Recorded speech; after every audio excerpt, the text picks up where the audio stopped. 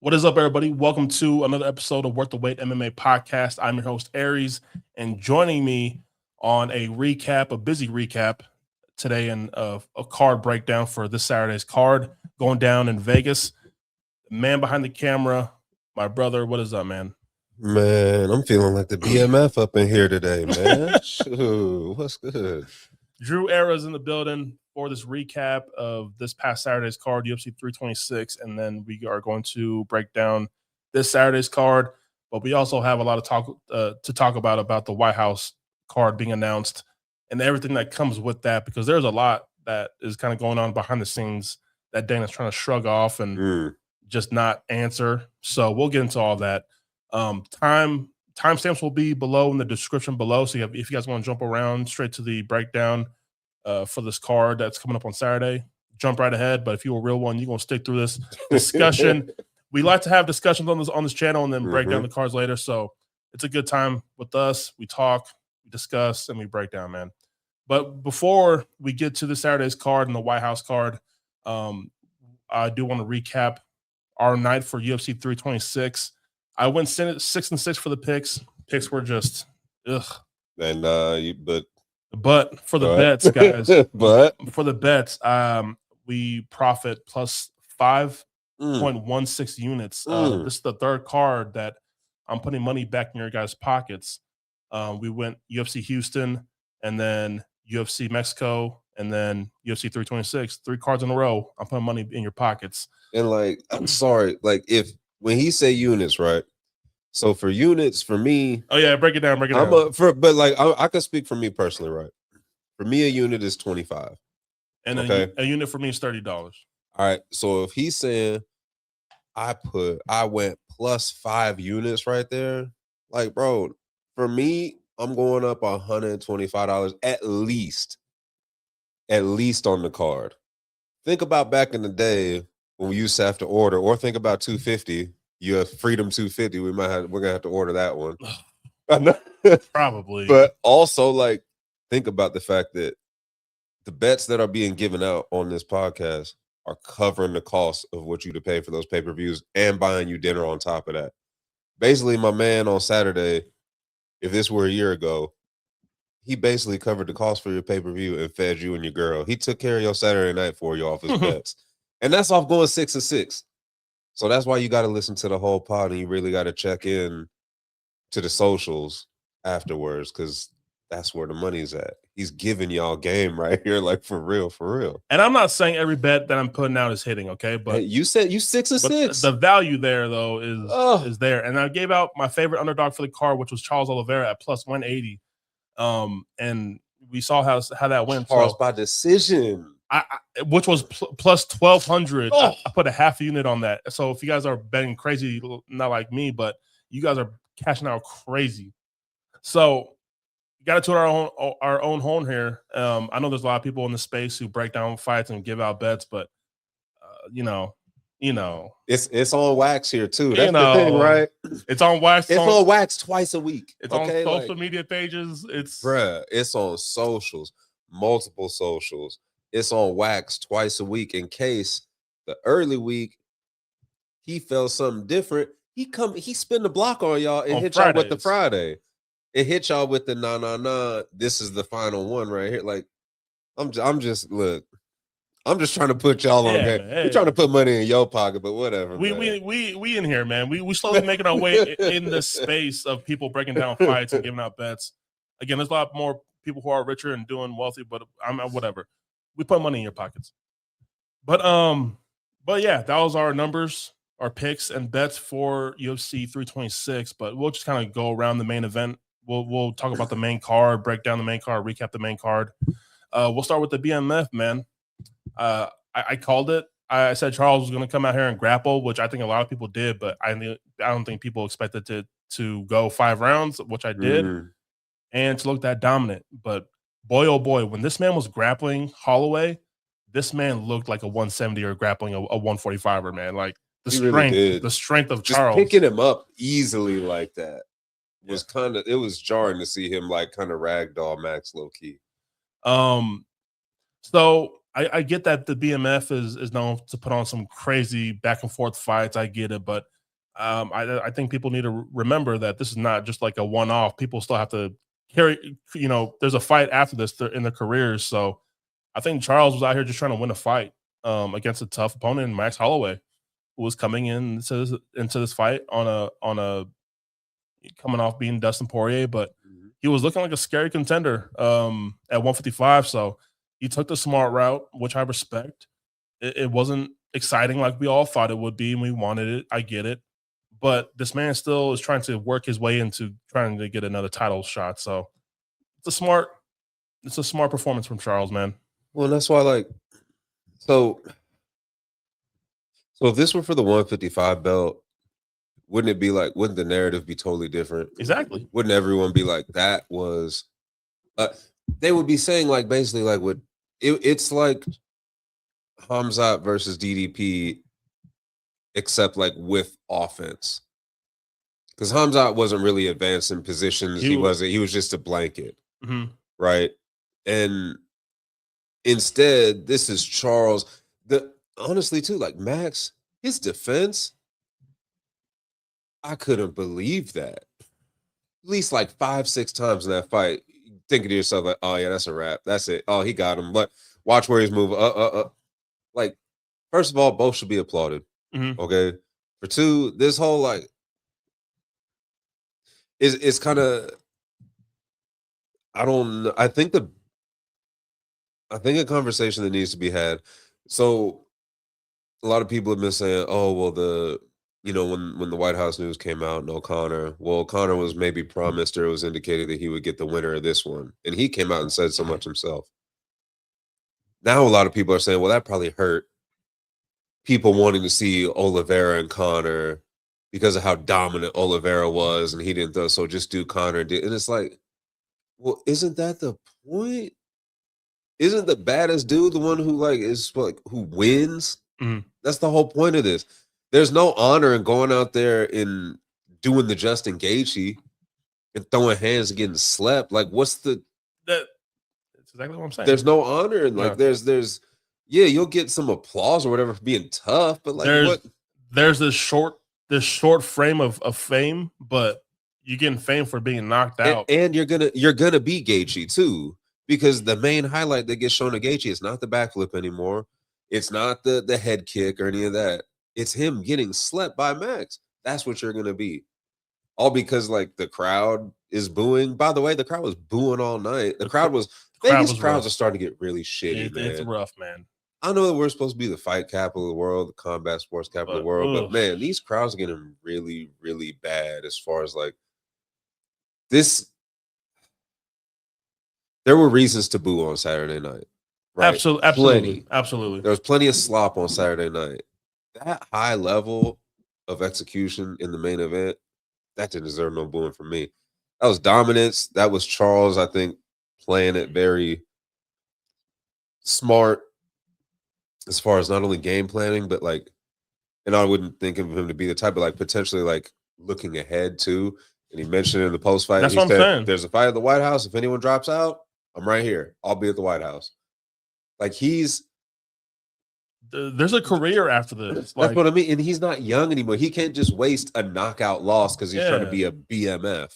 Like, those days are long gone. He did that 11 times already. So like, I don't have any issue with the performance. I don't have any issue with the fight. I didn't think it was as boring as people thought it was. I didn't think it was as boring as Nate Diaz thought it was. Like, I thought it was a good fight. I thought it was perfect execution. Yeah, Charles. And I don't think it hurts Max that much, honestly, either. I don't think so. I'm being honest, I don't think it really sends him spiraling down the rankings that bad. And I think whoever Max fights next, which I think that person's in for a rough night, bro. You're about to catch some Mad Max. So would a Patty and Max interest you? Does I think that the lineup of that does. It absolutely matchup does. I'm not mad at that, but I don't know where Patty is in ranking wise, but we'll see how rankings fall. Yeah, I mean, so So BSD, he'll take a jump up. Oh, You got Patty, you got Gamrot, Hooker. I don't know why anyone should have any interest in watching Dan Hooker fight. Dan Hooker's trying to work his way. He's trying to work his way in Oliveira. Yeah, dog. Just stay put. And then, I mean, you know, you got Hoofy, Fiziev. Fiziev and Holloway might be fun, but I mean, that's too much risk there's nothing for Max to gain. Yeah. That's the thing you got to think about, right? It's like, where are the fights that Max gains something? Armin, BSD, Patty.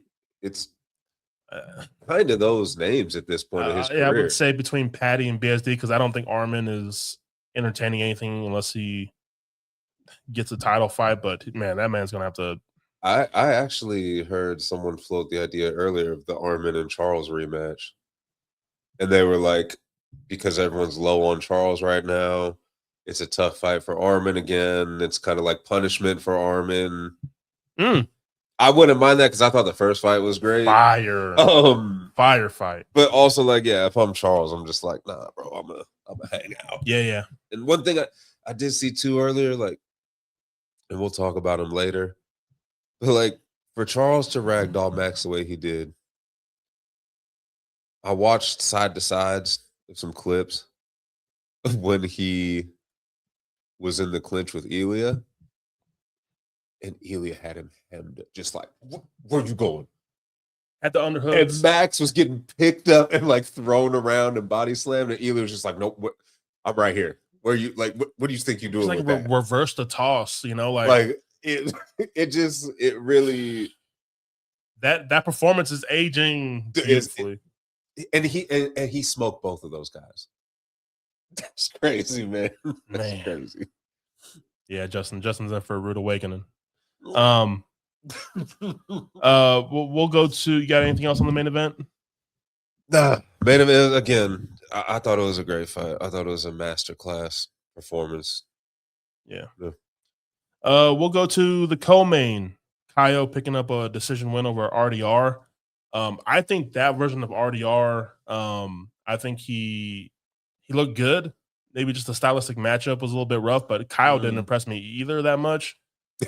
Kaio, I think he talks a big game. He's trying to be the face of the fighting nerds, but I'm just not. The needle's not moving up for me with Kaio. Like I expect so much from this guy, and he kind of just falls flat for me and doesn't do enough in his performances. And I think that RDR is a tough out for anyone. I think RDR looked fine, but just Kaio just had a little bit more in the striking, and just got through. So yeah. That's really all it was. It wasn't a bad fight. It wasn't the most exciting fight. It was just a fight. You know, it was fun. I don't know what to do with RDR now.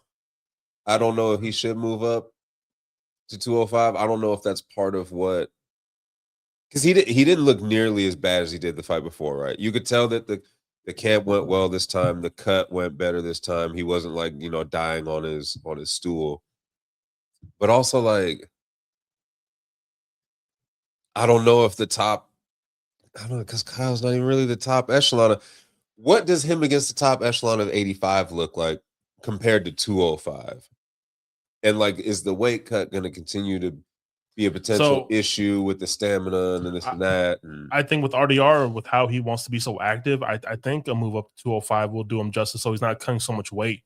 So with him being so active, I think he does move up so he can keep fighting the way he wants to and so actively. But like, okay, does RoboCop, like, because that's a logical next, like, that's not too far off for a next fight, because you got two guys, arrows in different directions, and so you got like Joe Pyfer. If he wins next week, he's coming up. Yeah. RoboCop's coming up. Paulo Costa left. Robert Whitaker left. Guys are leaving 85 now. Youngsters are coming up in 85. That it's like this kind of weird crossroads for him already at 85 and what he does. Because now you're what? You're not even in they're not gonna mention. We were talking about like mentioning him take on Hamzat and be like, he might be a problem for Hamzat because of his ground game, because he's so good on the ground. And now it's like, I don't know what the hell to do with you, bruh. I don't know. Again, those names don't excite me. Like the And bottom half of that division does not excite me at all. And you also have, but this is also a division that still has Israel Adesanya ranked 5th. Oh my gosh. Yeah. Yeah. Oh so, my gosh. I mean, I liked Kyle's call out, but also like, what do you call out again? DDP. But the word is DDP. They're gonna announce DDP and Brendan Allen soon. That's the rumor. Is that it's DDP and Brendan Allen. I like that fight. I do too. I like that's that. a sneaky good fight. I actually like that. I think DDP beats him, but Brendan Allen did look great. Tough, man. Yeah, like, but also it was against RDR, who we don't know how and how, you know, what kind of physical state he was in either, because he was. But like, no, I like DDP in that fight. But I mean, Kyle, I get it, because you can't call out Fluffy. You're not gonna call out Izzy. Brendan Allen, Strickland. But I think with Strickland's performance against Fluffy, I think he smoked him. Yeah, which is kind of crazy. Like that Strickland shows up. That's against that Kyle who was there on Saturday. That Strickland is holding the belt, I think. Strickland's tough, bro. He looks Strickland great. Is tough. So it's 85 is just this really weird. It's really weird. Where the bottom half, the bottom 5, their surge is potentially coming, but even when it does, it's like, okay. But that Strickland beating Fluffy kind of messed up this perfect setup for they kind of counted on a new Fluffy face, winning, huh? right? Like a new challenger for the belt, and Strickland shut it all down. Now, if Izzy beats Piper, then don't say that. Oh my gosh! The fresh faces we were expecting to be at the top of this division is no longer. They have to work their way up now. So let me tell you something. Oh boy! If Israel Adesanya wins, I swear to God, my head is gonna explode, bro. My head is actually gonna explode. Oh boy. I honestly, I don't know what to do with the winner. I don't know what to do with Kyle, because if DDP is booked with Brendan Allen, then I really don't think there's, because if I'm Strickland and Imavov, I'm just gonna sit still and be like, yeah, I ain't taking shit if it ain't for a title. Rightfully so. I don't care. And Strickland especially, because I'm like, yo, I'm a former champ too. Nah, bro, I'm gonna go ahead and chill. So it kind of leaves Kyle in this weird. Do you keep calling out the top 3, or do you wait for one of the, if Piper loses or Piper wins next week, is that the move? Is it like, all right, well, let's just fraud check both of these guys, I guess, or like a RoboCop or something like that. But then you lose one of your, it's a weird spot. It's reminding me of welterweight when Usman was champion, of people sitting in their rankings and like not wanting to. Everyone just kind of wanted to wait it out and be like, "Oh, let's see what happens. We're good here." It's giving me that feeling. Yeah, it's a weird division that, unfortunately, we got more clarity on Saturday from it, but not. I don't think the clarity that kind of like we wanted, which would have been like if RDR would have choked him out or subbed him out, or if Kyle would have finished him or subbed him out or something, or been just more, despite I thought 30-27 was kind of, I thought RDR got round 2. Yeah, I thought it was a lot closer, but 30-27 on all 3 scorecards was like, again, I wanted to see gentleman's 30-27. I wanted to see a clear performance from Kyle, who I had winning that fight, but just, I don't know. Yeah, left a lot to be desired. Yeah. Next fight we had Rosas Jr. beating Rob Font. I mean, we'll glance right over that, man. That kid, again, we're waiting on his fraud check. Yep, it's coming. It's absolutely coming, and that's going to be a beautiful day. Michael Johnson versus Drew Dober. Goodness gracious, man, nasty. I guess Michael Johnson really does have beef with the Gangster Disciples, huh? That was great first round. That was nasty work. Oh boy, yeah. And then we had RoboCop knocking out Bruno Ferreira in the main card opener. And again, another great knockout. First punch that landed, I think, or he threw and landed. Yeah, he threw. He just threw to right, and it was it. Is he gonna? You think he's a problem? The chin still gives me worries, man. Me too. I just can't get there with him. Like the way I saw you against Jared Cannonier, like, oh, if you can't knock out Jared Cannonier or you're getting slept by Jared Cannonier at that age and time, like, I don't know. Yeah, I don't know. We have to talk about Cody Garbrandt, though. Garbrandt and Zhao, very controversial fight. You know, Garbrandt getting hit. Garbrandt basically won this fight off of get hit in the nuts twice. No, he absolutely did. He absolutely won the fight that way. Zhao got 2 points deducted from his score, and it was 28-27. Cody Garbrandt wins that fight. I thought it was 30-27. I thought Zhao kind of won all 3 rounds. Now, 1 round was close. So I thought it was 30-27. I thought Zhao was going to win 28-27, but I guess not. But we had Cody Garbrandt throwing up in the octagon, had the bucket in there and everything, throwing up after being hit in the nuts. Yeah, rules say that fight should have stopped after him vomiting in the bucket, but weird fight. And then them getting mad at each other and running at each other, trying to create a moment, but both of them didn't want that smoke. I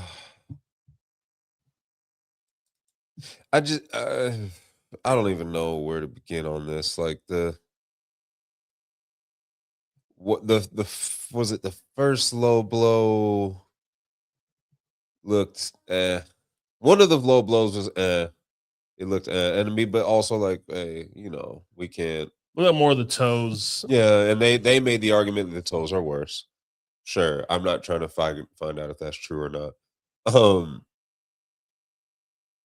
The throwing up thing. So I've heard multiple things about that. Big John actually came out and said that it was handled properly. And that it was. So I guess the reasoning is because it was due to a foul. So the like him vomiting and how the fight is supposed to be called, since it was due to a foul, that's why it was okay to continue the fight. Now, if it was just he's just in there and he just stops, it's like, okay. That's the difference. Is the fact that it was due to a foul, it was allowed to continue, and then if it needed to go further, the physician gets involved and such and all that stuff, right? So pass for that on a technicality. I think the way that Cody Garbrandt handled himself in that 3rd round was an absolute embarrassment. I thought it was a joke. I thought it was a disgrace for a former champion, for a guy who, like, I think you could have really made the argument, like, solid that he, like, was going to become, like, the face, one of the faces of the company. He had the style. He had the look. He had the mouthpiece pause. He had, like, the mark, all of it. Young Guns. Like, he had a cool net. Like, dude was cool as shit. Had the swagger. Oh, he really did. Just don't let him talk on the mic, but he just but like on Saturday, there was just like it was just he was a loser. It was all like, it was real loser behavior. Like the fake tough stuff after you go down the set, like it was all. He's had an interesting career. And that face tattoo above the knife going through the eye, it just, you can't have that in, like, it's so off-putting, like. But you can't have that and then win by, like, because you got kicked in the nuts too many times. Yeah, and then, like, act tough. Like, that's my whole thing. Like, it's just that all rubbed me the wrong way. I can't. Yeah, I mean, I can't even get, like, I can't even call for. Like, yeah, I don't like that guy, man. I don't like the way he went out. That was really weak. Yeah. You didn't. You came out to start the round and you wanted to be guns a-blazing and all this, and because to your point, he knew he needed to come out and show his ass in the 3rd. You get hit, the points are taken away, and then for what was it, like the last like 2 minutes, 3 minutes ish or so, Yeah, 2 minutes. right? You run Trying to because you know you're ahead now. Mm-hmm. That's coward shit, man. That's not Young Guns. That's not a badass. That's not like that's so that was so weak to me, dude. Like so weak that you're all about it and you want to fight. Oh, I'm winning now. Oh nah, bro, I'm gonna run around. No, I'm gonna run around. And nah, bro, that was so whack to me. That was a horrible look. Yeah, I think so too. And again, Cody's barely getting by a guy who was coming off Road to UFC. And if you guys have heard me talk about Road to UFC fighters on here, I am not a fan of Road to UFC. Go back and listen to the Volkanovski Lopez episode. Like, I think that whole thing is whatever. But barely scraping by, and you lost that fight if you didn't get hit in the nuts, bro. Like, what are we doing here? Yeah, I'm done with this. But again, the rest of the prelims were just like nothing meaningful. And it's crazy that the CBS was actually wanting to put 4 fights on air on TV, and they got Johnson and Brundage, which was terrible. Garbrandt, Zhao, Rodriguez, Fajeda picked up, and then you got Dober Johnson. I don't know, man. Like, I don't know. Like what would be your fight of the night from that card? Would it is it by default? Is it Kyle and RDR? Bro, I'm gonna give you oh man. You know what I mean? Like, is it I swear it might sound crazy, but is it Michael Johnson and Drew Dober just off that round? Because that round was decent and fun. And like I oh boy. I don't know, dude. That's terrible. Again, taking this long. Guys, I made a video saying this is probably the worst card I've ever seen. Like, this was a bad card. It flopped so bad. And like, I know there's finishes on here. I get it, but not every finish means that it's a good card. That doesn't make up for a lot of stuff, though. Just the quality of fights, meh. Just meh. And like, just so disappointing. Drew, how do you feel about the first quarter of the UFC Paramount? The cards that we've gotten, like, what would be is Justin and Patty like the fight of the year so far? Like, probably, because nothing. Man, that's kind of crazy. Nothing really else sticks out to me as far as like the fight, bro. This fight was amazing. I think the Australia card that you got 325 was not that good. Like the Australia card, Lopez and Volk, like no, that fight card was not good. Like, no, that fight wasn't, because Volk and Lopez was a snoozer. BSD got him out of that.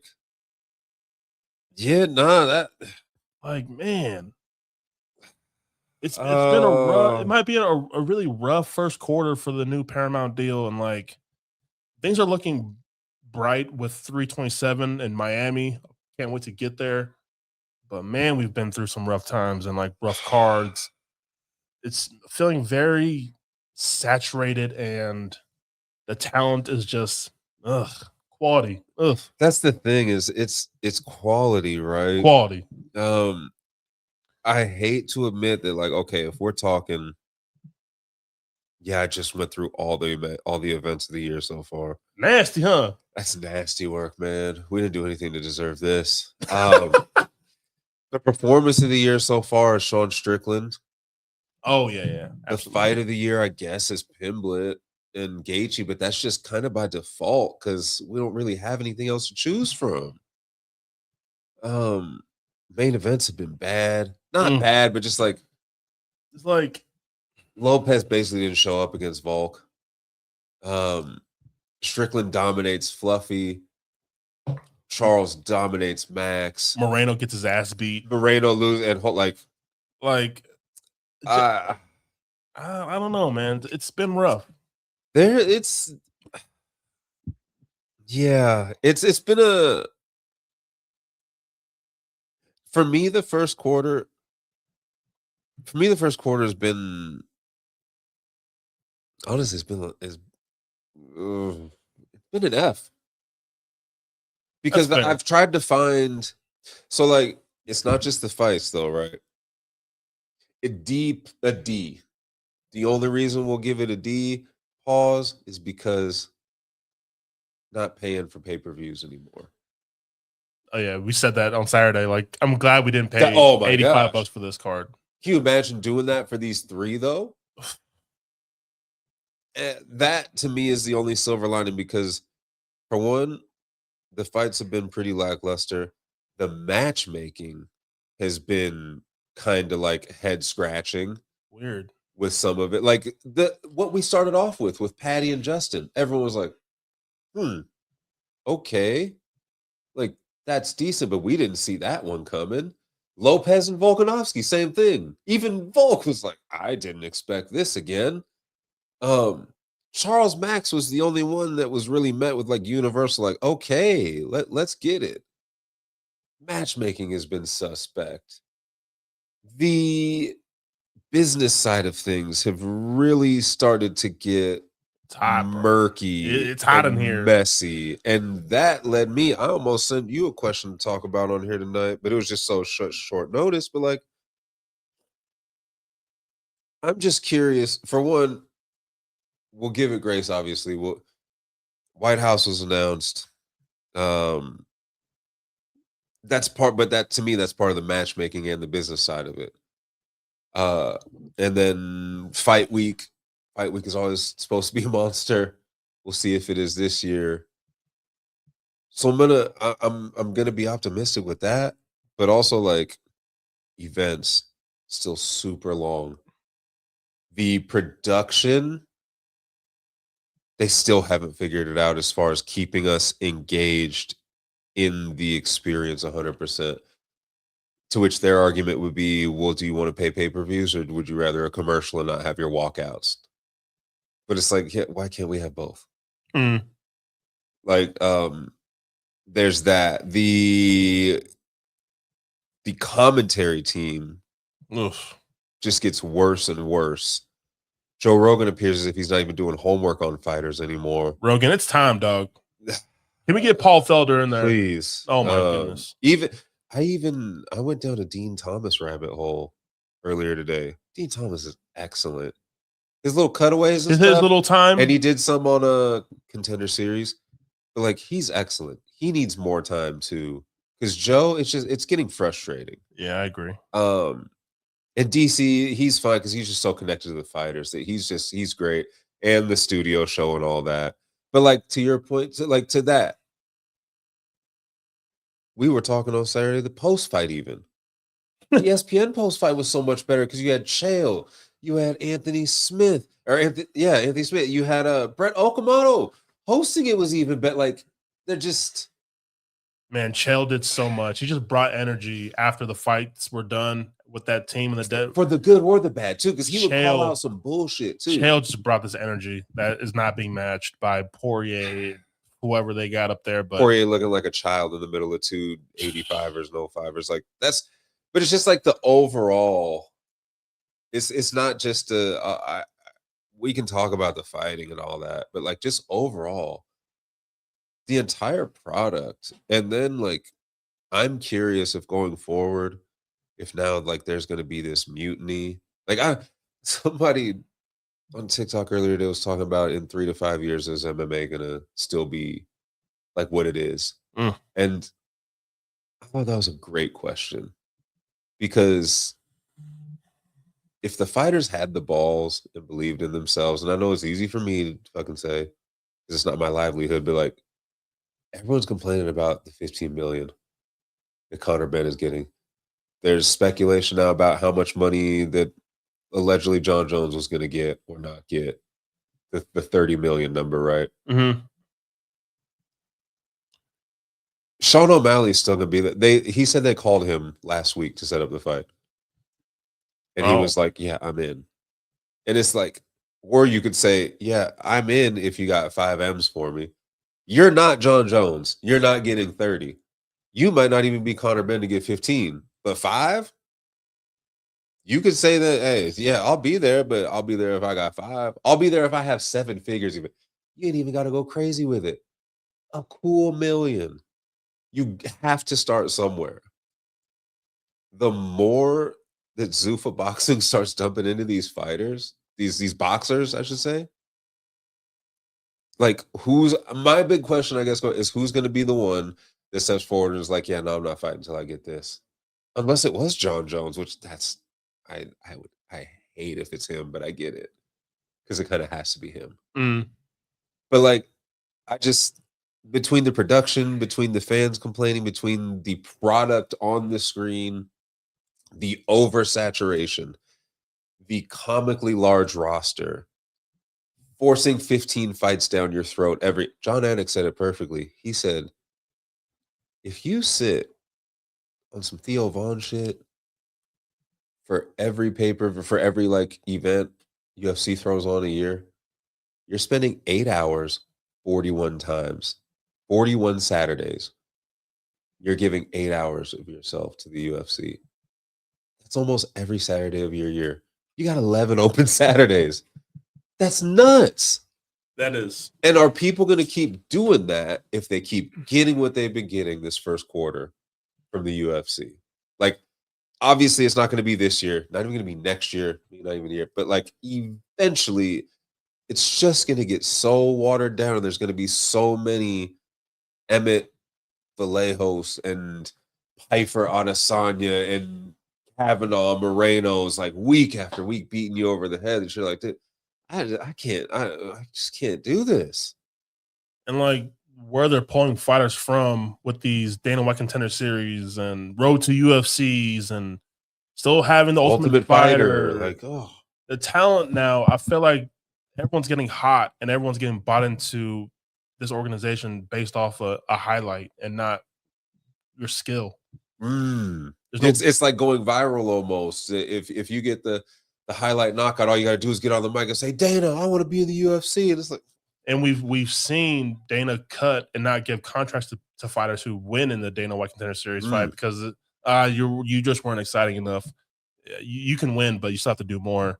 Like, bro, but what if that dude has skill though? But you're still going to sign someone who just knocked out someone in 5 seconds, basically because he's got knocked out. He got knocked out, or because a fighter co-signed someone or something. It's like, yo, this guy's a mother. He needs to be in the UFC. Like, bro, that's your teammate. Of course you're going to say that. So we're just getting these not ready fighters to step in against. You usually put them up against some veterans who have been in the UFC but not that good either, and they get fraud checked against these people who are not good who have been in the UFC. So you even have the guys who are like, to that point, the guys who are decorated, right? Look, the Bellator curse. These guys that are champions in the arguably the number 2 organization in the world, and they're coming over and getting fraud checked. Like, the talent pool is on lock. It's there, guys. We don't need the show. You think people don't know what the UFC is? We don't need Dana White's Contender Series. We don't need We don't need it that much, bro. Like, goodness, great. They have seasons of this. Like, bro, we don't need it this much. We don't need 5 fighters to come from this event alone to be signed to UFC. And if we do you know what we need? We need heavyweights. We need women's fighters. We need something that is going to add to the product, not just a bunch of more.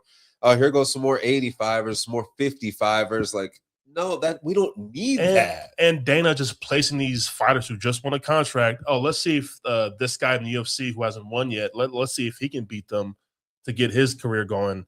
And now we're just stuck with some more bullshit. So yeah, man, it's a lot of reflecting these 3 months. I feel like with the UFC and the product and what they're giving us, and I don't know. And it's funny because, like, okay, 1, 2, 3. Yeah, like next week's fight card, right? In 02. Perfect example of what we've talked about on here. So we have 14, regional bias. 14 fights. All because of regional bias. The same as the Australia card, which full of Dana White Contender Series fights because of the regional bias. We don't need that. What's wrong? Is 10 fights not enough? Isn't 10 fights plenty fights? Why don't we have prelims, main card? That's it. Makes it more special to get on there. It's more exclusive. Cut out some of these fight nights. Maybe a fight night once a month. Give me 2 PLEs. Or give me 2 fight nights in the PLE a month and then have a week off in there. Make us miss something. Yeah, Make us want make it. us want it. You know? Now it almost feels like a chore sometimes. Like it'll feel like a chore sometimes to be like, well, I gotta watch this fucking fight night Moreno and Kavanaugh.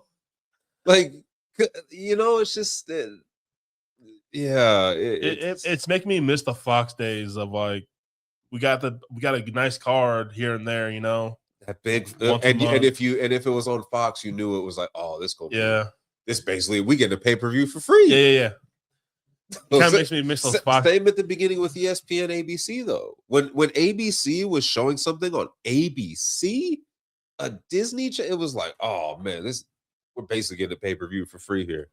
Like, love the ABC cards. So I don't know, but again, the deal calls for so much, for so many events. So I get 41 Saturdays, and we've already used up what, 2 of them in January to start off the year. Oh yeah, so we got 9 Saturdays the rest of this year that we're not gonna have events. So strap in, y'all, because there's gonna be some shit thrown at you every single Saturday, whether you want it or not. It doesn't help when the boss man wants to put on a special card at the White House and hold up fights and fighters and trying to pull some shit together to, oh, hold on, don't book this for this card. Let's just take from this card and put it on this card. So yeah. Fuck us. Yeah, it's we can get into the White House, man. I mean, that's a whole yeah. Speaking of pulling fights and the whole story of the White House has been like, yeah, it was just this was kind of thrown together with a bunch of B and C fights. Like, we didn't even this card isn't the card that they had in their vision. Which for all of the promotion and all the talk that Dana has given us for the last couple months about this White House card, and for it to be revealed to us like this, and the quality and what the fighters that are on the card, very underwhelming. Once I saw Bo Nickel versus Kyle Dawkins, I was like, there's no fucking way, bro. Bo Nickel's goofy ass was on Twitter earlier today too, trying to get engagement for that shit. He's like, why don't you think I should be on the card? Tell me why. Like, I'd rather take Kobe Covington versus I guess Bo Nick. I don't know, bro. I'd take that over Kyle Dawkins. Kyle Dawkins, and then you have Diego Lopez. I don't know what Diego Lopez did for you guys to make him get on this card, but we had Lopez versus Steve Garcia. He loves America, bro. What? Brazil and Mexico. Steve Garcia. What is happening on this? Not only did we not get Corey Sandhagen versus O'Malley, we got Amin Zahabi versus O'Malley. And that's one that O'Malley came out today and said that's not who he asked for. He asked for Peter Yan. And they were like, yeah, no, we'll give you Zahabi. And he was like, I prefer Yan. And they said, we'll give you Zahabi. And he's like, okay, Zahabi it is. But it also, that fits the narrative that that was what they wanted to do with this card, was make it like a layup for American fighters. They don't want Americans getting their ass kicked and off the damn White House lawn. All right, Kobe. So, I don't know, man. It's just, and then with everything surrounding the ceremonial weigh-ins and the fight that dropped out, or the fighter that dropped out, a lot of speculation around that. I still, even though Dana has came out and said that it was never John Jones. You don't believe that? There was something in his press conference or his post-fight thing that he said it was never ever John Jones. That's the clip that's going around, right? Yeah. And then he also said that doesn't mean there hasn't been negotiations with John Jones. And when he said that, I was like, wait, so you're talking to John, but it wasn't John. So it's hard for me to believe that big reaction that one of the owners gave when they got the news that a fighter dropped out. I was like, I don't know, man. Like, it gives a big fighter reaction feel, and I feel like it was John, man. I think Dana is doing everything he can to say no, it wasn't John. I hate John. Get John out of my life. So he doesn't want to admit it. I don't know. Did you see John's post? He woke up out of bed, said I'm pissed off, and then he posted a long something on. Yeah, I didn't read all of it, but so a lot of people.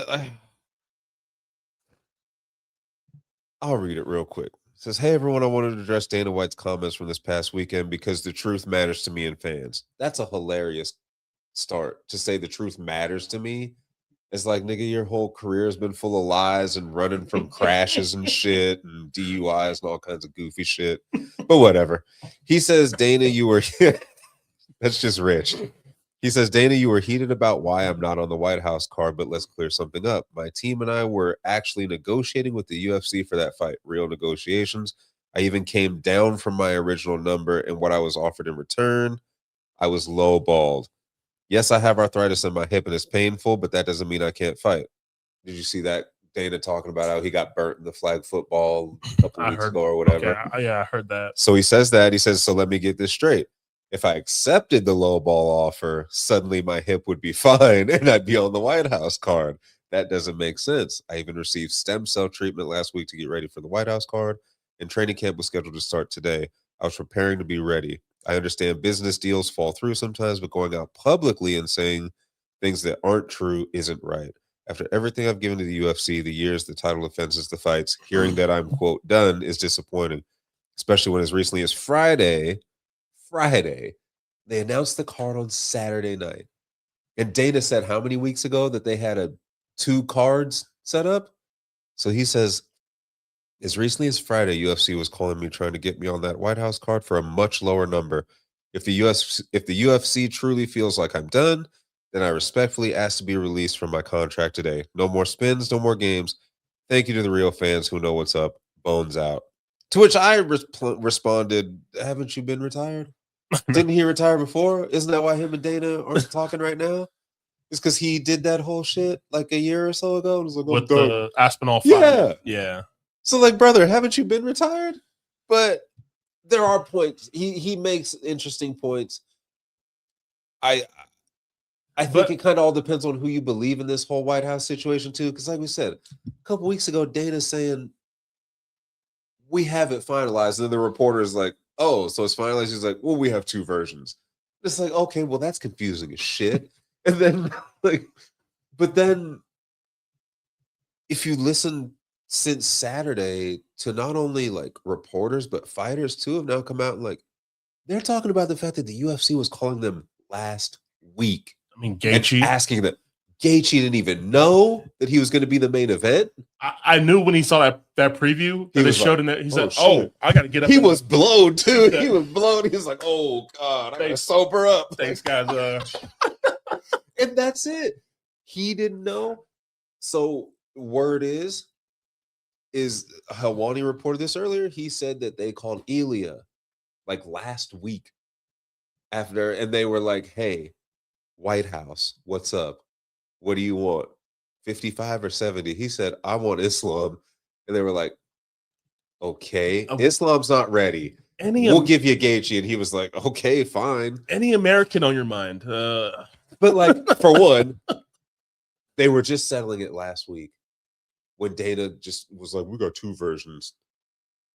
2, I mean, Islam's that, or Ilya, he's that nigga, man. He is. He said, "I want that dude at 70." And then went on Instagram, posted on a story, 18-0. Like, this man is oh my God, gross, man. But like, it's just so who's to say that they weren't sitting there on like they might have been there on Saturday morning hollering their bones, talking about, "Hey man, absolutely, what can we do to get you against Pereira? Because we don't want to put Gane in this motherfucker, man." His 5th title fight. This is Ciryl Gane's 5th title fight. Are you kidding? Francis. What? If that's not the all-time sign that heavyweight is dead, that you just keep recycling this guy. Yeah, it's like his 4th or 5th title fight. Ciryl Gane's. Man. Oh, I'm on it. That's nutso. Oh man, yeah. John Jones, Francis. No, yeah, we're on it. It's there. Yeah. Derek So yeah, Lewis, maybe the to win the belt.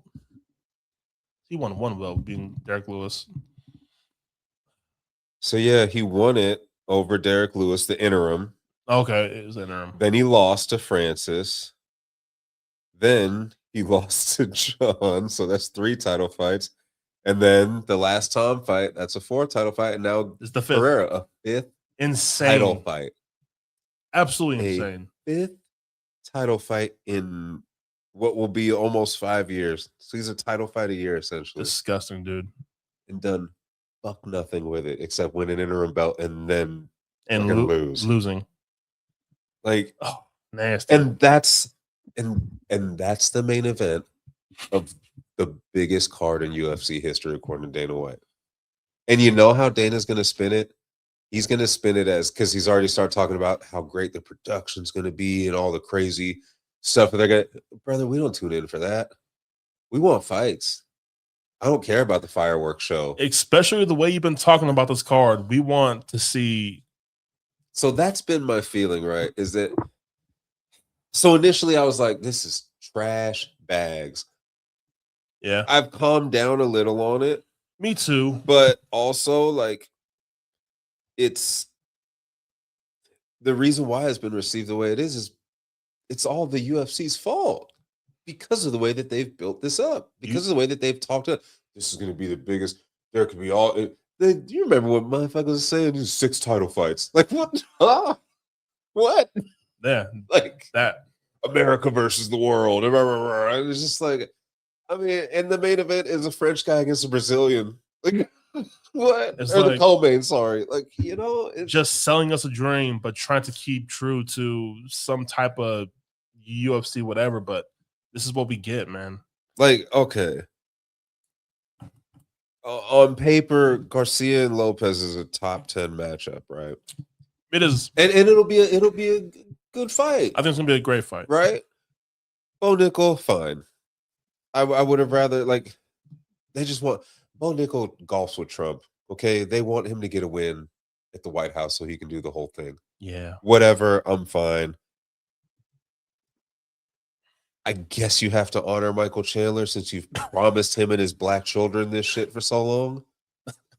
But you're also kind of setting him up to get murdered on the White House lawn. Roofy about to put on a nasty performance. So it's going to be disgusting. O'Malley's a hobby. Ugh. Potential to be a great fight. I hope. It just as a hobby though, like, right. Ugh. And the thing is too about that one, I think Ariel said it, or maybe Luke Thomas said it earlier today when I was listening to them. Like, Sandhagen was right there. Right there. 2 Americans. I mean, I know that they wanted to platform O'Malley and all that.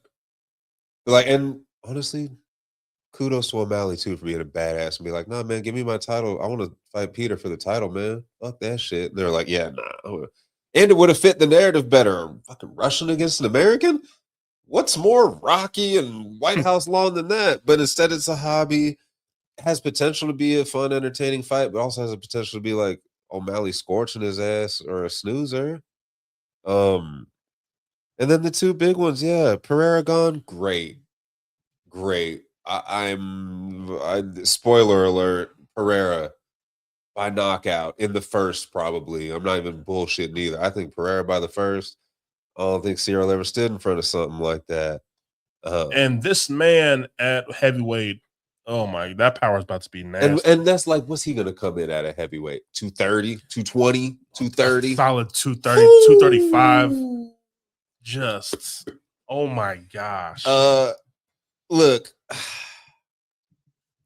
what's today? So it's Sunday, June 14th, is that? Yeah. Today is Monday, March 9th. I will probably spend every day until then flip-flop, despite everything I've said about Ilya, flip-flopping on the main event. And I'm not even joking. And it's not even because Justin's one of my favorite fighters. Like, I have no earthly idea why or how, but I could see him upsetting Ilya. Do I think it's going to happen logically? Fuck no. Not a chance. We've seen some crazy shit happen in this sport, man. But Also, someone said like, yeah, or Ilya just took like 10 million from the UFC and is going to take a dive on the White House lawn, and then move up to 70 and smoke Islam and be like, yep, jokes on all y'all. But I think overall, when you do calm down and you look at the card on like for what it is, as opposed to like, if you can separate the fact that they sold us this dream and just look at it as, oh, this is going to be another fight card, another weekend that we have to look forward to. And it's like, separate what they sold us and just look at it on paper and be like, oh man, this going to be a fun, it's going to be a lot of them fucking better than this Saturday. Absolutely. So like, I'll give them that. I also just looked, I saw that they booked JDM and Protez. Fire. You know, like maybe it's not, maybe the first quarter they're figuring out the kinks. And maybe by the end of the year, the grade will be a C, a B, maybe an A. But for now, everything in this card, the card Saturday, this announcement for Freedom wasn't even enough to save it. It just created more, more controversy and discussion around it, which is ultimately good for business for them. But it just was just like, so we got this shit card and we got a shit card announcement. Great. Glad I spent my Saturday with y'all, Dana. Like, yeah, you remove the hype and the talk about this. It's a good card. You look at it way differently. Yeah. If it were just UFC 328, you'd be like, man, 328 is gonna be a banger. Absolutely. Instead, you're like, man, Freedom 250 sucks, bro. It's like, again, it's no different than the BMF fight. If it were a 55 fight, you look at it and be like, man, Charles smoked his ass. But instead, they look at his BMF and like, that was boring, that was whack. Now, this does set up a very interesting international fight week, I think. That's after Freedom card. I think there's a lot of possibility that could be played with. I think that card could be something filthy. Do you? I don't know. Because you're not going to get the 205 belt. I think you get Connor. You're not going to get a heavyweight. I think 85 maybe? Hamzat? Against someone? Imavov has to be. You would hope. I think Harrison Nunes back. Gotta have that on that card. She's healthy. You're not going to get 70. I hope that Jan is on that card. See, but that's the thing too. If they put Jan on there after Sean, Sean would be. Because who? Yeah. Oh man. 135. Nothing's off the top of my head right now, but I don't know. I mean, Connor, yes. But also, but is there any? I actually agree with Connor and what he said over the weekend, where he's like, yeah, they're not going to put me on any of the big ones because they don't need me for that. They need me for the small ones where they know I'll get the buys for it. That might be the smartest thing he's said in a while. That I've agreed with. I was like, with, right? Like, this man's making sense. He knows. Hey, know yourself, know your worth. He knows. So yeah, but also I feel like to the UFC, I feel like Hunter and them, they're gonna know, like, we really got to knock out. Like, they thought they were cooking with this card, and everyone's gonna be like, oh my gosh, and everyone's like, all right then, bro. So I think they know, like, all right, man, we got to really make this shit happen with International Fight Week. Give me 3 title fights on International Fight Week. Yeah. But yeah, man. Anything else you want to talk about? No, I just news-wise or nah.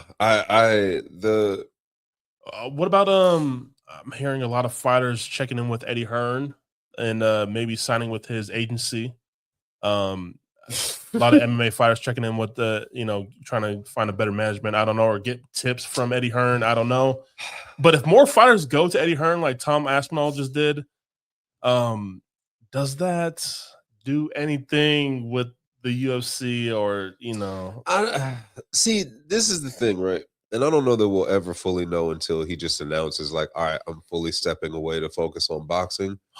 How much is Dana involved in the day-to-day anymore? Or is he more on the Zuffa boxing side and more like, yeah, Hunter, Sean, y'all handle this? Again, I think we talked about this last time. We about the face of the UFC, who's working behind the scenes. Whereas like Dana, of course, is the face, but is Eddie Hearn going to be dealing with the Danas of the world, or is he going to be dealing with the Hunter Campbells of the world? And also, I think I think why the UFC should be worried about its fighters getting with Eddie Hearn is because Eddie Hearn came out and said, I looked at Tom Aspinall's contract. I looked at what he makes. It's ridiculous. He should be making 10 to 15 times more. I think Eddie Hearn has the knowledge, the power, the spite to potentially cause change and shift in fighter pay and potentially unionizing and stuff like that. And if he can get in the right guy's ears, there's potential there. But that's what I mean as far as like, who isn't going to be Aspinall? Is he going to be the one that's like, you know what? Steps up that's like, you know what? No. And that's why he got Eddie Hearn, because Aspinall's clearly a bitch. So I mean, he's bitch made. Like he's soft. He don't strike me as the type that's gonna go in there and be like, this is what I need, this is what, or I'm not doing shit. He's the type that's gonna make a video about it afterwards, all passive aggressively, like he's been doing with his eyes. You have Eddie Hearn, who don't give a fuck, who's talking about fighting Dana, for God's sake, like literally fighting him. He could be the one that's Tom's mouthpiece, that's the fighter's mouthpiece that says, until he gets the pay that he deserves, until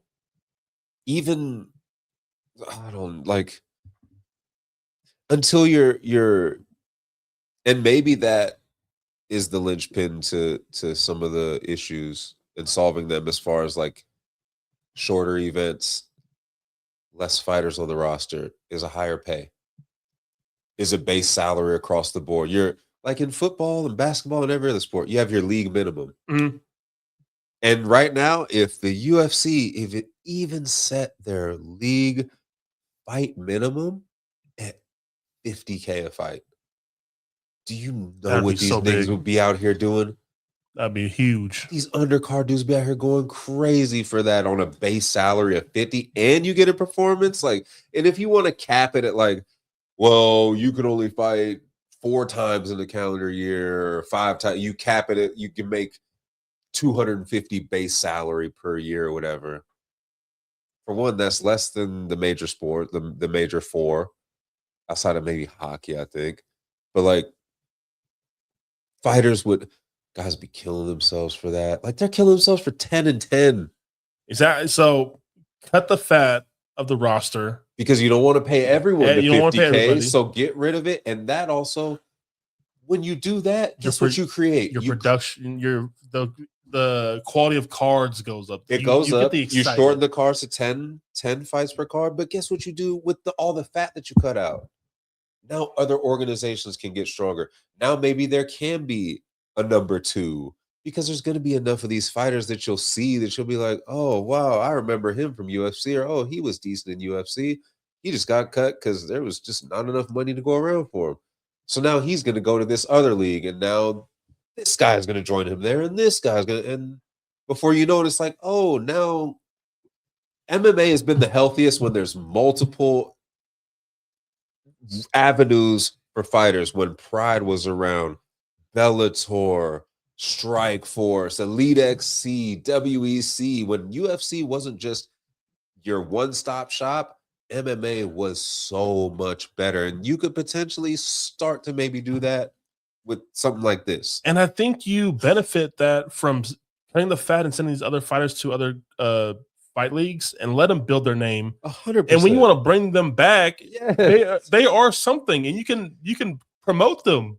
Go build your name somewhere else and come back, and you're a champion over here. Now we're putting champion to champion. Marketability, and like, it's just something more exciting. It's like, holy shit! Like, this guy went over here and killed it. Now he's over here as a champion. And the beauty of Sherdog used to be that I would go on there weekly every Monday, and I would check what happened over in like Japan and in all these other leagues across the world, and I look at the rankings and stuff, and that's where I found out about Pride. I was like, I don't know who's this dude.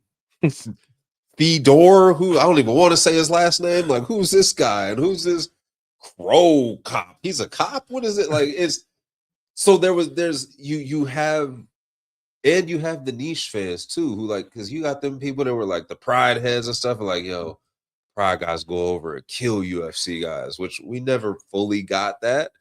But it's like it creates that. It creates the talk. It creates the what if, the mystery around things. Like that's when MMA was at its peak for me, and it would be really cool to get back to that and to like the regional scenes again being stronger than they were and stuff, instead of just you win 3 fights, like you said earlier, you have a highlight knockout or 2. You get famous on TikTok or socials. Then you get on Dana White. You win 2 or 3 fights on there. You're 6 fights in your professional career, and you're on the prelims. And you're fighting a guy who's fought 27 times and who's going to kill you.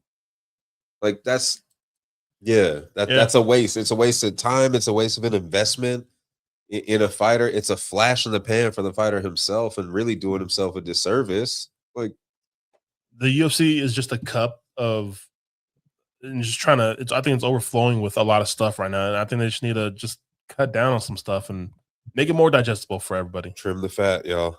So, yeah, man, are we ready for Meta Apex UFC Fight Night? Emmett versus Vallejos going down this Saturday, man.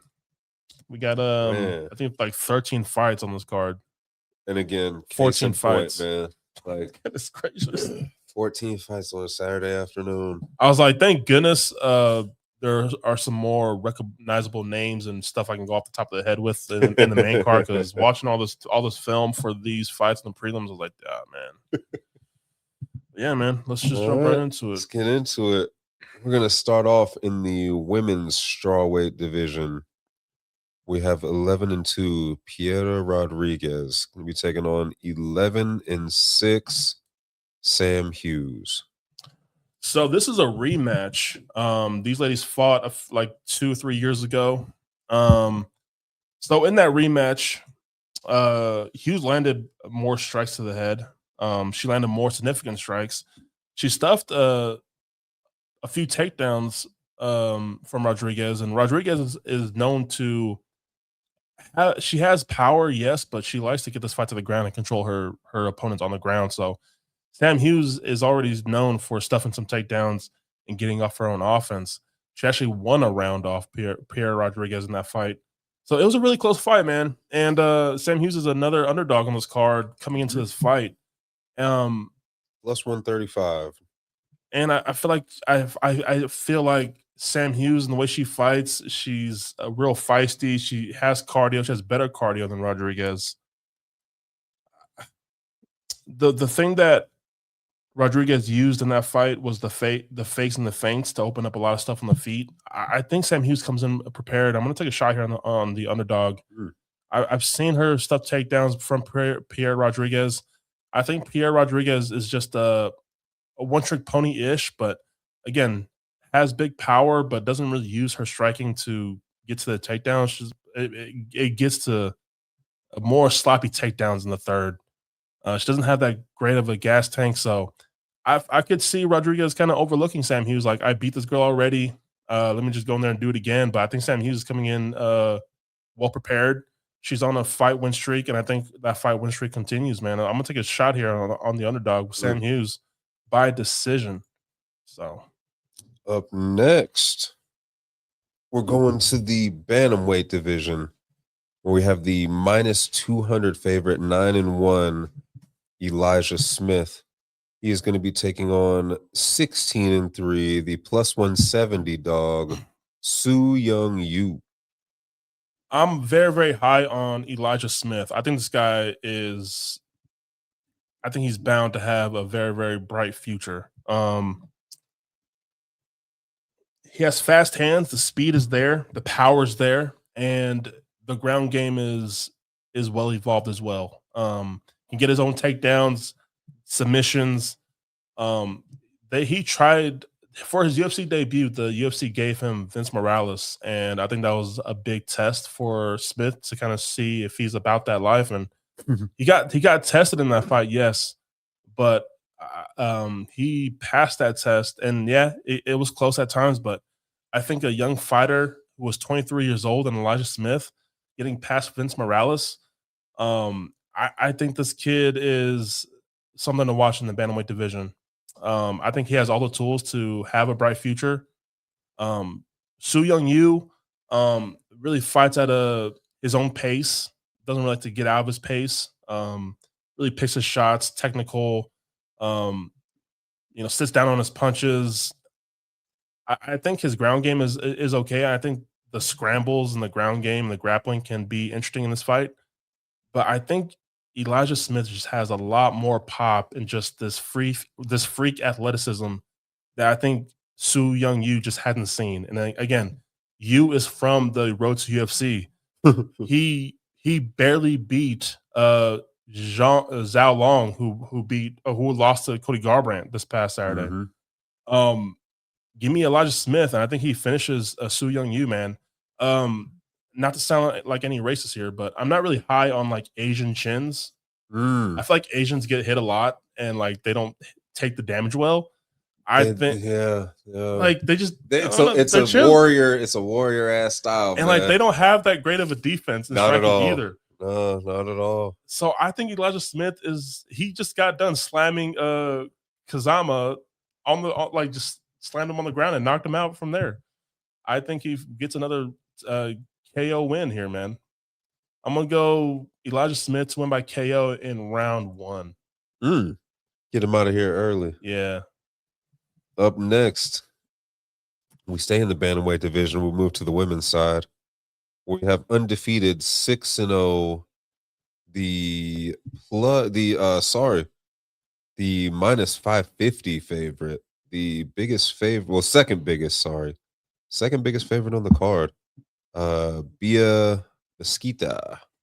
She is going to be taking on 7-1 Monse Rendon. Rendon is the plus 400 underdog.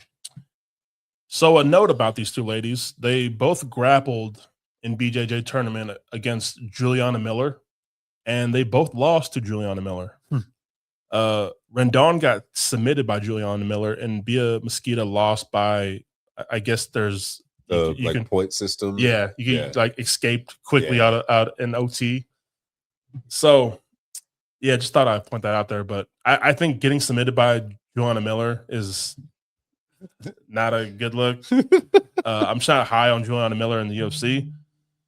I like Bia Mesquita though. Just her skill set. She looks really thick for 135, and especially in this women's division, which is not bright. It's not great.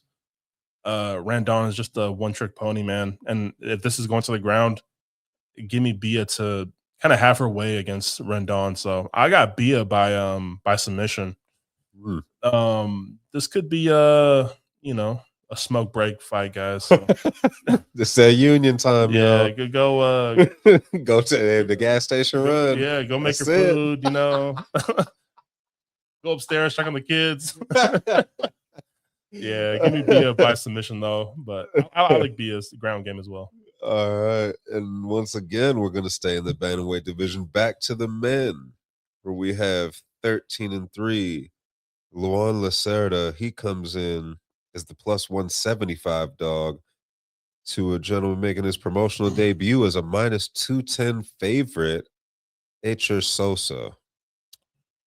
Sosa. Man, you should walk out to that, bro. Watching Sosa's film, he stalks and backs up his opponents and lets off some big shots, but loves to get his opponents against the cage and get him to the ground and use his grappling. But he mixes up a lot of his strikes and the grapplings really nicely. This fight's pretty tricky though. I think this fight should be lined a little bit closer. Luan Lacerda's I know his career in the UFC hasn't been that great, a little inconsistent here and there, but I think Sosa gets most of his better work done mixing in the ground game. Luan Lacerda is pretty good on the ground as well. So I think this fight is a little bit closer than what people may think and how it's lined. But Sosa has some good power though. but I just don't want him to get too overzealous and like overextend himself on striking to where he gets caught, which is a worry for me as well.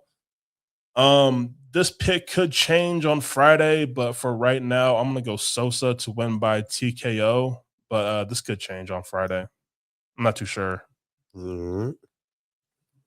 Up next, the lightweight division, where we have another promotional debut favorite, where we have the minus 280 favorite, Manuel Sousa.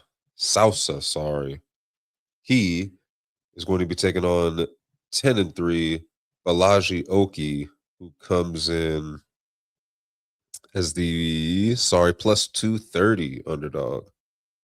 Again, I think this fight should be lined a little bit closer. I think Balaji Oki is getting a bit disrespected on the lines here. I did really like watching the tape on Sosa though, man. So this guy's going to be known for knocking out Roofy in the regional scene. So you may hear that a lot this week. But yeah, get ready to hear that. The tape is so exciting watching his film though, man. Like he's really forward heavy, throws, strikes. Like he's really exciting fighter to watch. It really is a mixed bag of different styles and stuff like that. So he can throw a lot at you. I think that could be Oki's downfall here, is like just a bit overwhelming with everything that Sosa throws at him, but kind of getting on that gas tank of Oki. Oki can slow down in this fight, so Sosa could capitalize on that with this being a 3-round fight. Sosa's last fight where he lost to Clogan, Archie Clogan. Clogan won by wrestling and mixing in takedowns and getting his own takedowns offense on Sosa. Oki could get that as well. Again, this is a close fight, and this could change on Friday for me. But for right now, I'm gonna go Sosa to win. I'm gonna go by TKO KO, but this could change, man. So I'm gonna give more time. I'm gonna pick some brains of people I respect in the space, see if I can get my mind changed. But I really like what I saw from Sosa on tape. All right. Up next, we go to an intriguing welterweight matchup. Jeez. What? We have the plus 210 favorite, 32-12, Chris Curtis. Yep. No further commentary on him. We all know how I feel about Chris Curtis. He's gonna be taking on he is gonna be taking on the minus 260 favorite, Miktibek Orobai, 15-2-1, coming off an undefeated 2-0 2025. First fight of 2026. Chris Curtis, I think this is first fight coming off of the little suspension with his buddy Sean Strickland. That time went by fast too. Really did. I was like, that really did. He's back already. The first thing I went to is to see what weight class this fight was at. When I saw Chris Curtis's name, and I saw it was at welterweight. I was like, that's not good at all. Welterweight is not for Chris Curtis. And he's aging quickly. Like I was gonna say, especially, man, the time went by fast, man. And the way Orobai looked against Jack Hermanson, I know Hermanson was moving down to middleweight, but this is the same thing. A middleweight moving down to welterweight. Yeah. I think Orobai is huge, bro. And I think Orobai has his way. Now, people are very high on the Chris Curtis striking and eating shots and boxing and stuff like that, but you can't trust for Chris Curtis to give his own offense back and taking all this damage, at 38 years old. It's not longevity in that style. No. Especially at 38. And he doesn't roll like his buddy Sean Strickland does with shots. Like the defense isn't there like Strickland, which is kind of wild. You'd have thought overall they're best friends and all that stuff that he'd have shown him like, hey man, you don't have to you don't have to get pushed every fight. Yeah, man. Like, I like Orobai at 170. This is a great move for Orobai. He just looks stronger. Looks just, So, give me Orobai. I don't know if he's going to knock out Chris Curtis. He's pretty tough to put away, Chris Curtis is, but I could see whoever refs this fight, if they stop it early or whatever against the cage and Orobai's going off. That's how I think that's the finish. I think he finishes by TKO. And I think it's not like somewhere Chris Curtis goes to sleep or anything. It's just All right, you're not intelligently defending yourself anymore, and Chris Curtis will bitch and complain, but I was fine. No, you weren't, nigga. You were getting pieced up. Again, he won against a split decision against Max Griffin. Like, oh man, nah, you can't even sell me to get on Chris Curtis this weekend, man. Like, give me give me 3rd round TKO, man. I think this is That's right. I think the damage will just be too much by the 3rd round. I think Orbai will just be there to get him out of there. Right. Back up to the middleweight division. Interesting. Another interesting fight. A fight that maybe a couple years ago would have been absolutely, bro. But here we are in the Lord's year 2026. We're at middleweight. We've got 21-12. Wow. Brad Tavares, who is coming in, is the -135 favorite. Or the +115 dog, 17-9, Eric Anders. Bro, I will admit to you, like, Brad Tavares is one of these fighters that I just keep on like, Brad, this is Brad's fight, man. Like, Brad has the tools to do it. For 10 years now. For 10 years, like, he can do it, man. But, man, it's been rough. But, again, Eric Anders is someone I always just overlook. And I just like, yeah, he doesn't have it, man. But he's kind of getting it together a little bit. This is tough. I may. Oh my gosh, I'm gonna overlook him again, man. Again, Eric Anders is very athletic, yes, but like he played at Bama, you know. In the striking though, for 15 minutes, I know Brad Tavares is known to like fade a little bit, slow down, and that's what happened in his last fight and got knocked out. Yeah, but that he was against a boxer though. Man, I don't know. I don't know if Eric Anders has that power to like get Brad out of there. Oh man, I'm gonna go the Hawaiian. Correct. 10 years and counting, baby. This is for me not picking Max. I'll go this. I'll go this Hawaiian though. I'll go Brad by decision. I don't know, man. Like Eric Anders, the styles just I don't know. Nah. I'll go Anders. He said roll tide. Right on. You know, Anders, he will push you against the cage and like get you in the clinch. Dirty. Fuck. Like, yeah. Dog shit. Yeah, give me Anders by decision. Greasy fight, bro. Stay away. I was gonna say just leave. Well, it is the fight on the card too that it's the closest odds. It's the closest fight that you're gonna find on this card to a it's gotta be like at the +115 and -135. The closest action you're really gonna get like in the same. Yeah, it's not even because the co-main is almost a 2-1 favorite. So yeah, this is the closest on the money side. This is the closest fight on the card. I'll be back on Friday for that, guys. Yeah, give me some time. Let me think. Don't be surprised. Don't be surprised if we eating zippies on Friday, y'all. We get to the feature prelim fight, which is a top 15 flyweight bout between the number 14 ranked flyweight Charles Johnson coming in at 18-8.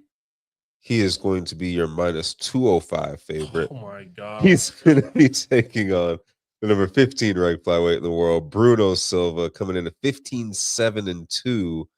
He is going to be the +170 dog, and I think that my man kind of gave you a little spoiler alert on what he thinks about these odds in this fight. Charles Johnson was just a huge favorite, probably the same favorite his last fight, which was in January, where he got knocked out by Alex Perez. Yeah. We cannot trust Charles Johnson at a favorite, this wide of a favorite price tag, man. Can't trust a man with that haircut.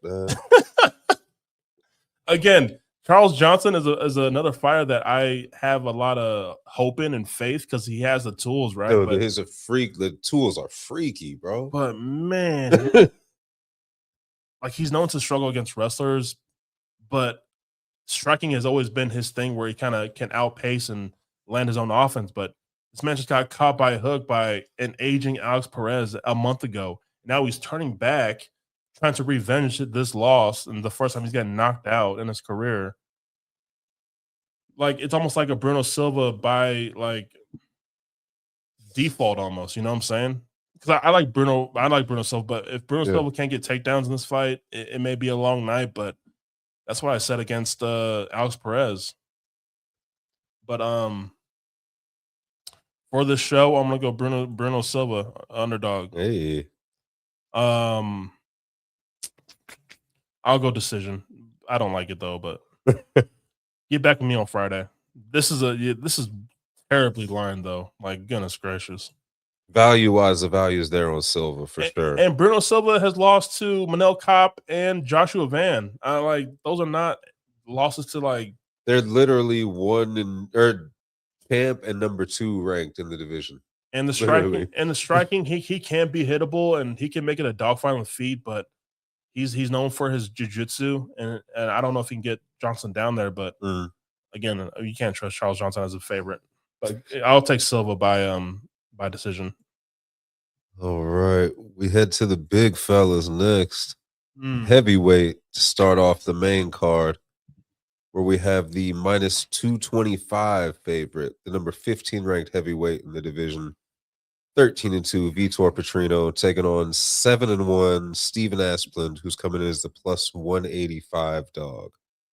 So I've been seeing some things on Victor Petrino of having a broken hand not too long ago. And I'm still trying to look around to see if this is kind of true or something, but I've heard on another breakdown that he had a hand injury not too long ago. And if that is true, I may fade Petrino here. Now, people may look at Steven Asplund and look at him and be like, this guy can't fight, whatever. But this man's volume, he's probably landing like 10 strikes per minute almost. Like, this man's volume is out of this world. And I know Petrino's moving up from 205 to heavyweight. I'm still not really sure on Petrino's cardio to hold up for 15 minutes. And I feel like he's been given some favorable matchups since he's been at heavyweight. Oh, yeah. To look good.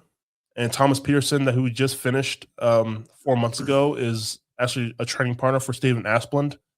So I think there is some value here on the underdog. And I'm still trying to figure out about the hand injury from Victor Petrino.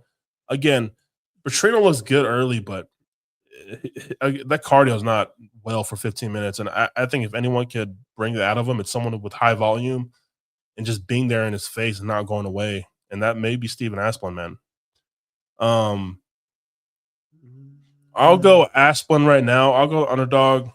I'll be back on Friday for this though, but a lot of come back to Friday's episode, man. Yeah. All right. So up next, we're gonna go to the featherweights, where we have the promotional debut of Marwan Rahiki. He is coming in as the minus 270 favorite. He's going to be taking on the plus 220 dog, 13-401, Harry Hardwick. So I posted on Twitter that this fight is someone's either going to get a bonus from this fight, or this fight is going to be fight of the night. I love this fight. I love what I saw from the UFC debut fighter Rahiki. Again, a very, very young fighter and 23 years old. I hope to see this man on future Australia cards.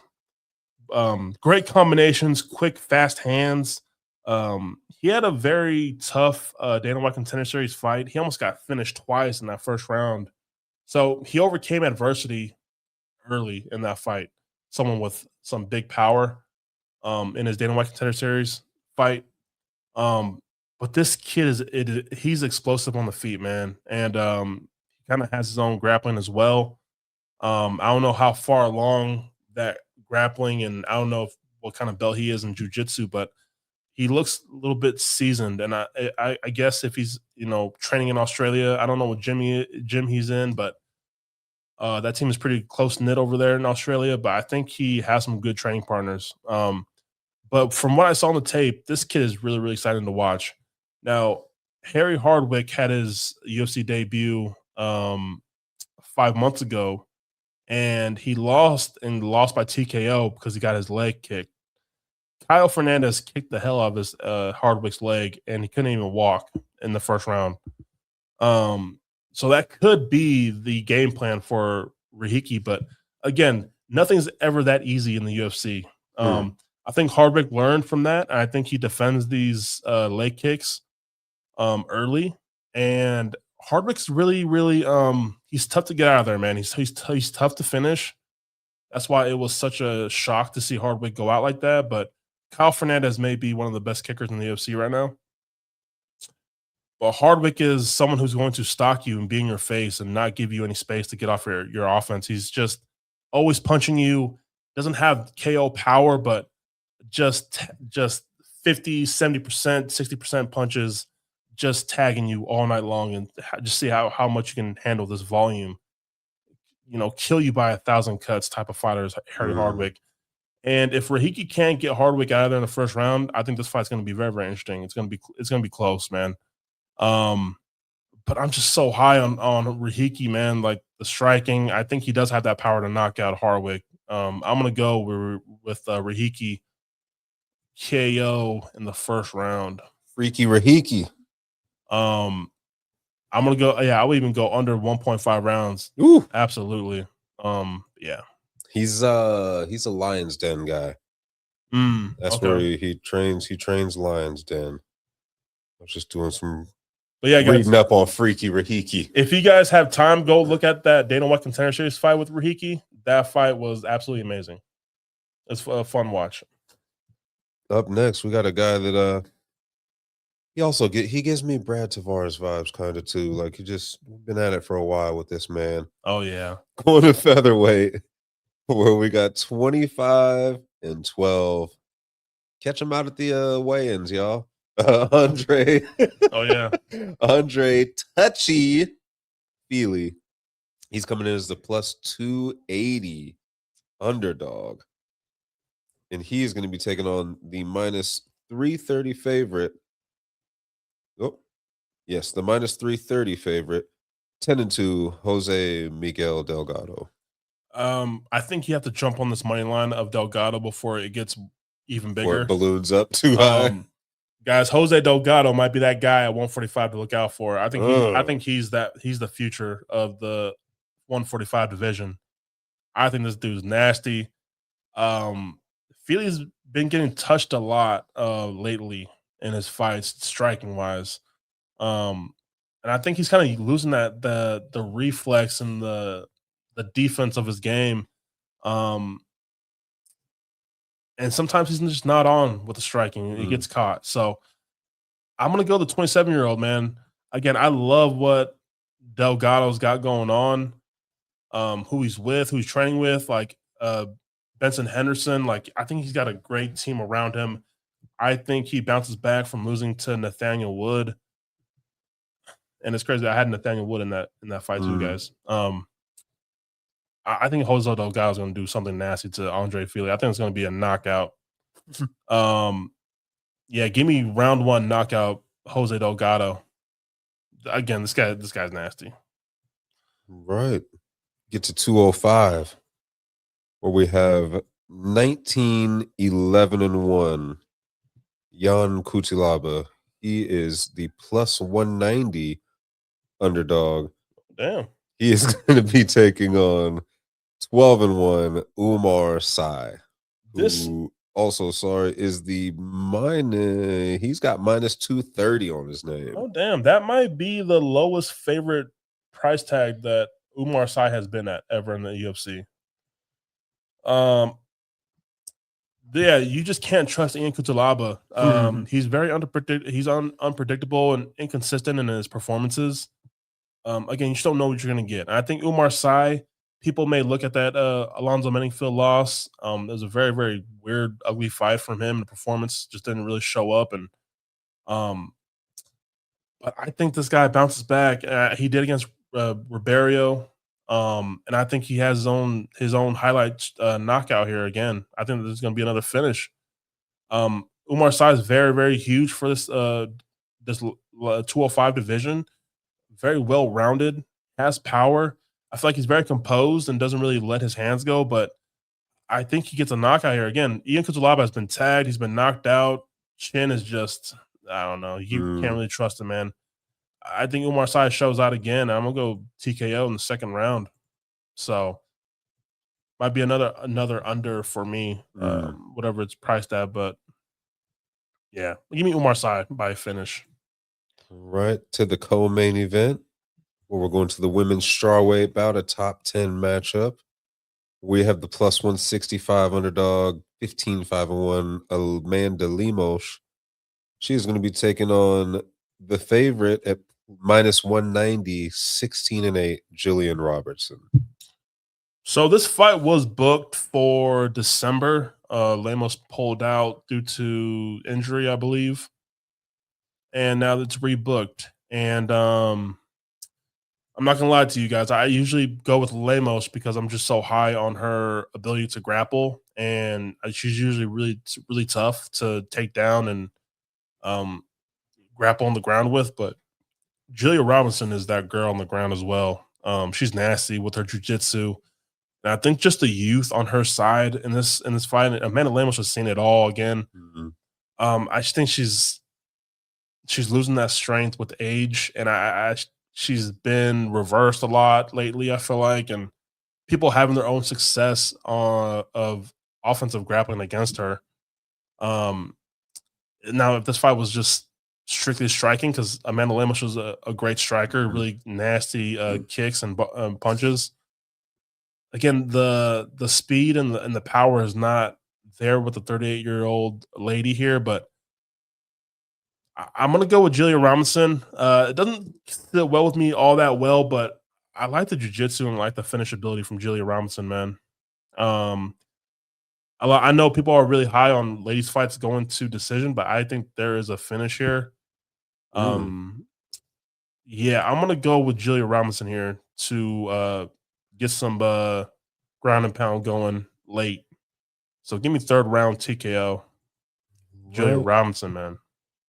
Gonna go to the main event now, which is ironically enough the biggest favorite and dog on the cards, where we have a top 15 matchup in the featherweight division between 19-6 Josh Emmett. He comes in as the plus 450 underdog. He's gonna be taking on the number 14th ranked featherweight in the world, Kevin Vallejos, who comes in at 16-1 and is a monstrous minus 650 favorite. Holy moly. El Chino, my Walmart brother.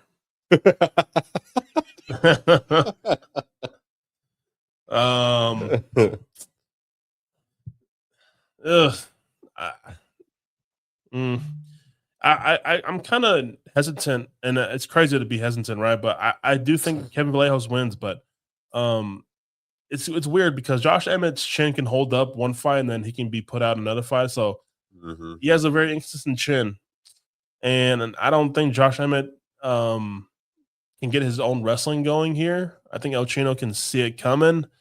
And Josh Emmett really loads up on his right hand and the big punches, and I think El Chino can see it coming. I think El Chino, Kevin Vallejos, he dealt with a better striker and probably a more different striker in the kickboxing with Giga Chikatez. And he threw a Hail Mary spinning back fist that he said that he just threw it out there to see if it landed, and it did, which is crazy because he was struggling in that fight with the distance. But very, very totally different striker here. Someone who likes to get his job done with the hands with Josh Emmett. Josh Emmett's just looked a step behind and is like, just going back. Like he's fought them all, and he's man. four. He's he's in my age group. So like, kudos for being out there in the main event still. But yeah, man, like he's.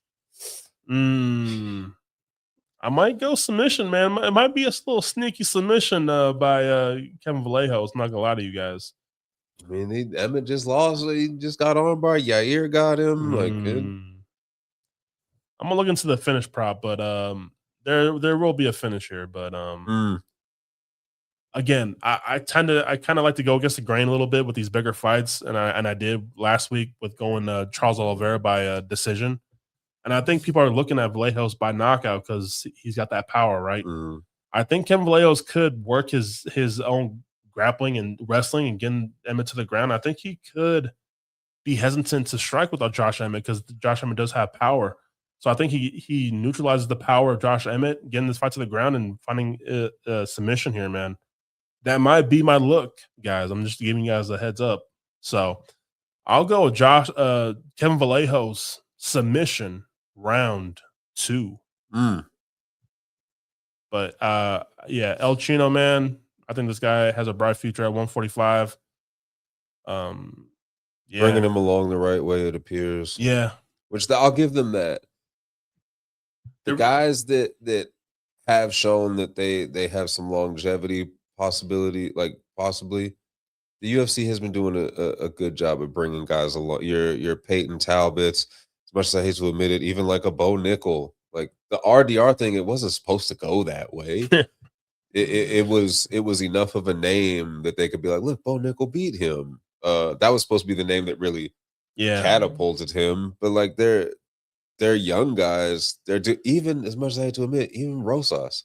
Again, they're finding this. As much as I think he's going to get fraud checked, yeah, like they're matching them up to fit the strengths and make it look like they're in some instances something they may not be, but the fraud they're holding off on the fraud checks. Yeah. So guys that appear to have a bright future, like Vallejos, like they're handling it right. They're giving him this main event and this air quotes name and someone ranked higher than him for him to be a showcase and to make a move. Yeah, man. That's it. That's the card, guys. That's the breakdown. That's the recap. And appreciate you guys for stopping by and checking out this episode. If you're watching on YouTube, make sure you hit that subscribe button for putting money in your damn pockets. Man, check back on Friday. Hit them with the socials too, please. I always tell you, hit these fools with the socials. Socials will be down in the description below. You feel me? I put them down in the description below for all my videos. I put my picks and bets out on TikTok, on Twitter, on Instagram. They're everywhere, guys. So, just check for the socials, or come back on Friday and check out my final bets and my top 5 confident picks. Check the socials. Check back Friday. Make sure you put your money in your accounts. Whatever your unit is, make sure you got plenty of them on deck because he's going to give you winners, man. Guys, if you guys just want to pay me back in any way, a follow and a subscribe will go a long way for the channel. So that would be greatly appreciated on our side for just supporting the podcast. Amen. Thank you for just checking in with us. And we'll see you guys next week because we had another card for another a couple weeks here. So we got next week's main event though. That's Lerone and Mofsar, baby. Ooh. Yeah. We'll be back, guys. We'll be back. We'll be back to recap and break down next week's card. I think we're going to London next week. So we are. We're at the O2 next week. So be sure to check back in. And thanks. Peace out.